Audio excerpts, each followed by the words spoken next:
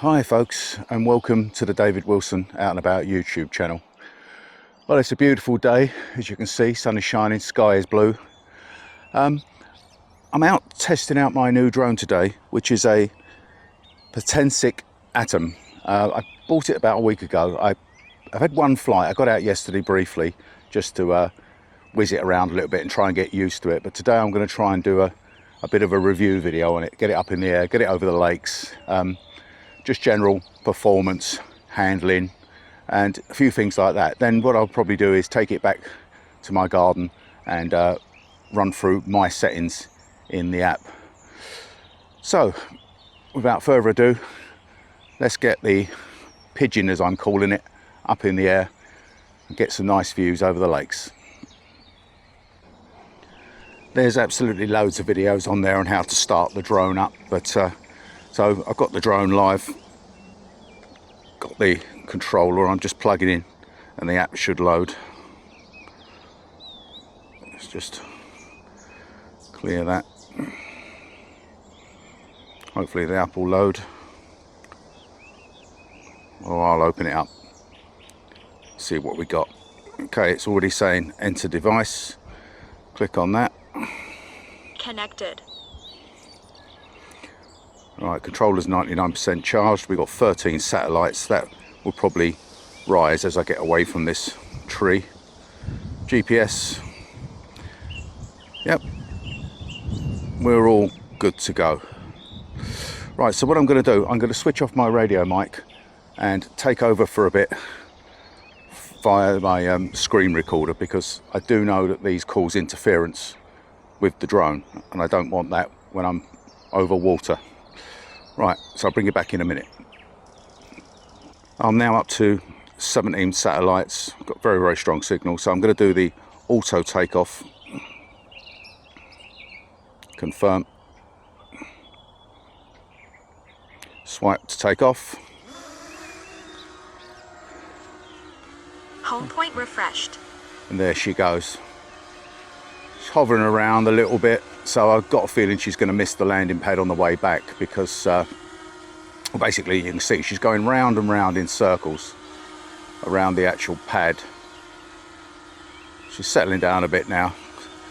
So what we do, we'll get up in the air and we'll start the trip over the lakes. What I will be doing, I'll be taking it up quite high, probably round about in feet, probably about 220 feet, because there's pylons you can probably see in front. I don't know if you can see them in the camera, you'll see them on the filming. There's also obviously the power lines. Now the pylons are 36 meters high, well 118 feet, so I want to fly well above that, because I do know as a fact from using drones before over here that they cause interference with the transmission.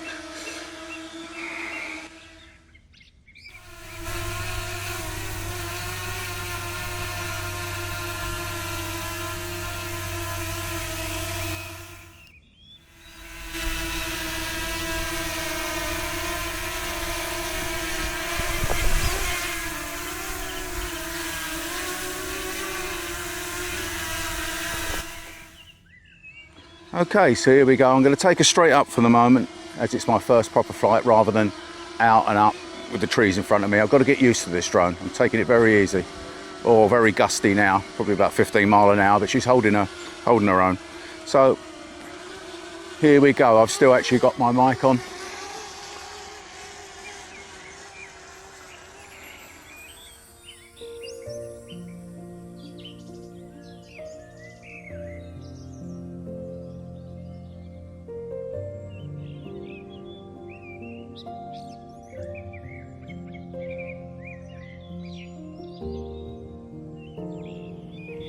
Nothing up there to worry her. I can see her, although it's directly into the sun. She's a bit difficult to see at the moment.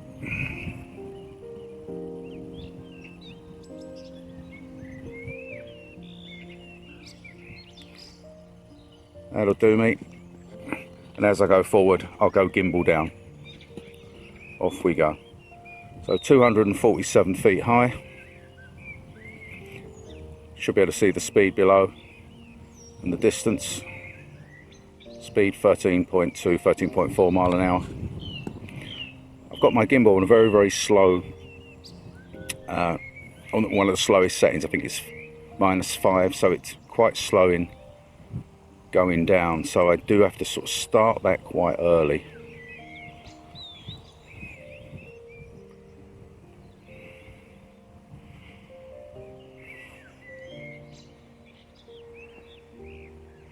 "21 satellites." I'm going to take the gimbal down a bit further, cruise along like that. I'm going to try and actually get the island. I've done that loads of times before. Could you see the pylons? Let's take her up a little bit higher.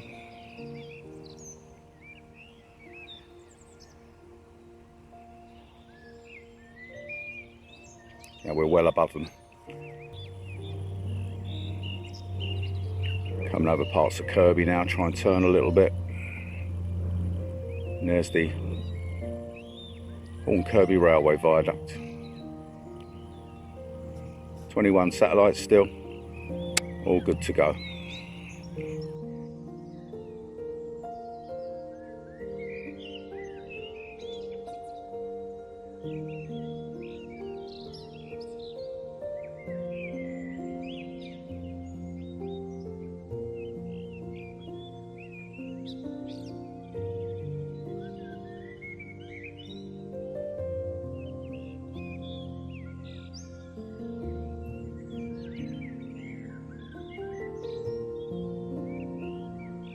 Returning.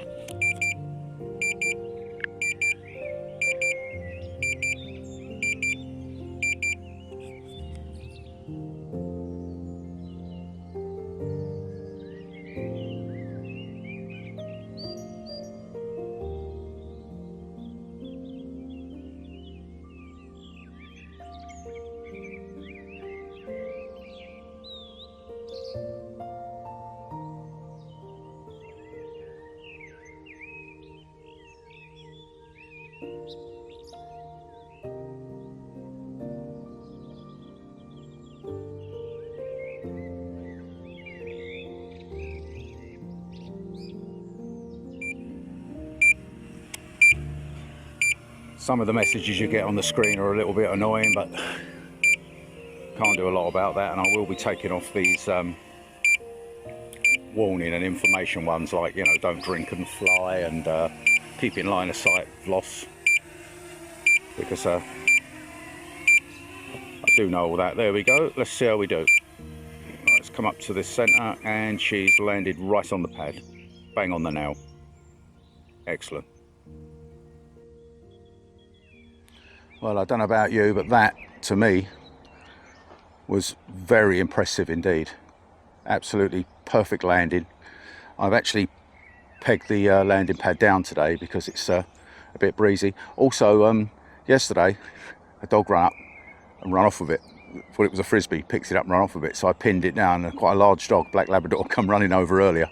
And the guy said, "Sorry, mate, I think he thinks it's a frisbee." And I said, "Yeah, that's why I pinned it down." So yeah, it's not just because it's windy, it's because the dogs tend to run up and just sort of grab hold of it and run off with things. Right, I'm going to take it up again, do a few of the intelligent flight modes, and see how we get on with them. Go.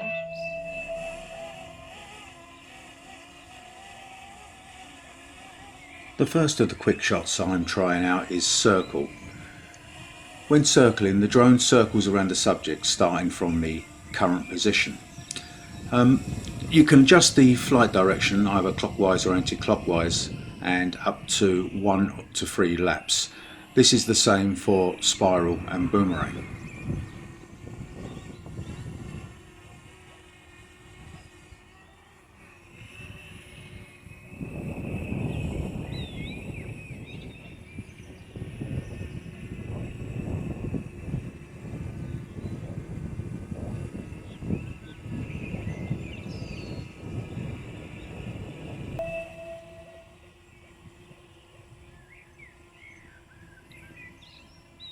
Here I'm trying out the spiral feature. The drone ascends and spirals around the subject. Again, you can adjust the flight direction clockwise or anti-clockwise, and you have between 1 and 3 laps.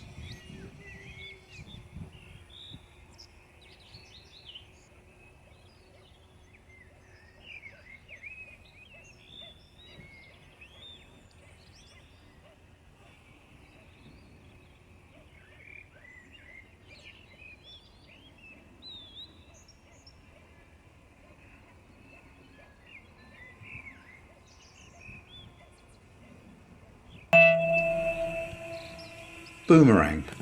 The drone flies around the subject in an oval path, ascending as it flies away from the start point to the furthest distance, and descending as it flies backwards. Again, you can choose between clockwise and counterclockwise, and between 1 and 3 laps. I would really strongly suggest a very, very open environment. As you can see here, I nearly clipped a tree. It was quite a scary moment.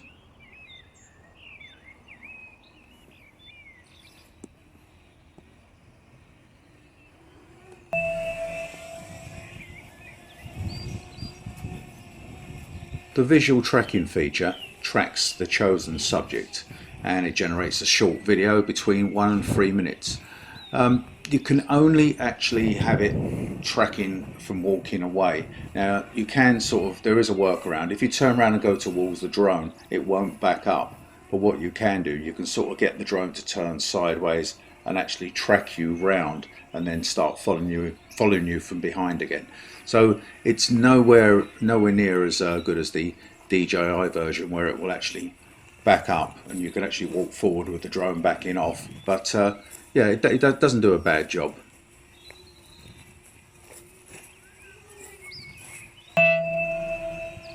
Pull away.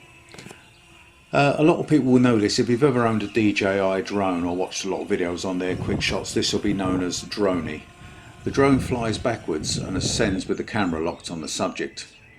You can select for the drone when it reaches distance to actually return to the start point, or you can select no and just leave it in the hover position, and you can select the distance and the relative altitude.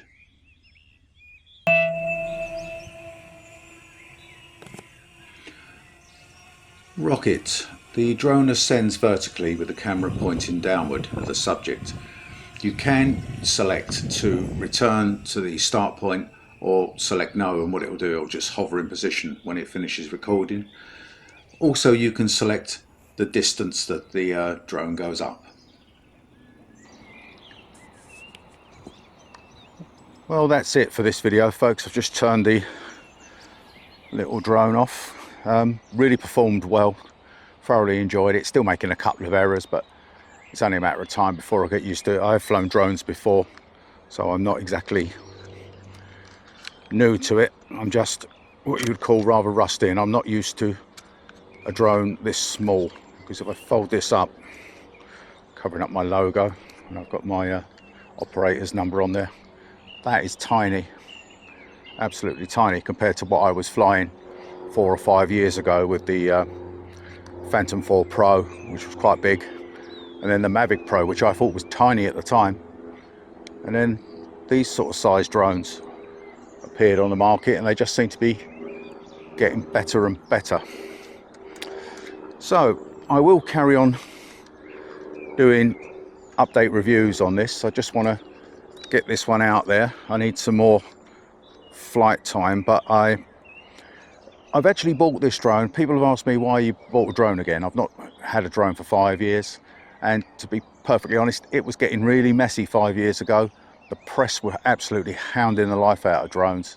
You know, there was all sorts of fake media as well. You know, a drone crashing into a plane at 30,000 feet, it just doesn't happen. But basically, a lot of the public believed it, and as a drone operator, it was just getting stick when you went out flying. Everybody thought you were spying and you were being, you know, invasive.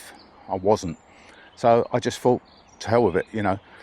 This time round, I bought a smaller drone with nothing like the range of my original DJIs, but in saying that, I don't want it for range. I want this as a B-roll to complement my other cameras when I'm hiking, kayaking, excuse me, or camping. So it's actually going to be more of a B-roll camera, flying camera, which I've nicknamed the Pigeon. So I don't really need to be far away. I will do some of that. You know, not say far away, I'll be within the regulations, but I will do some of that. But predominantly, this definitely won't be out of eyesight. So yeah, and it's good for that. It's good for that purpose. Yeah, it's not a DJI Mini 4. I don't even think it's pretending to be. It might look like one.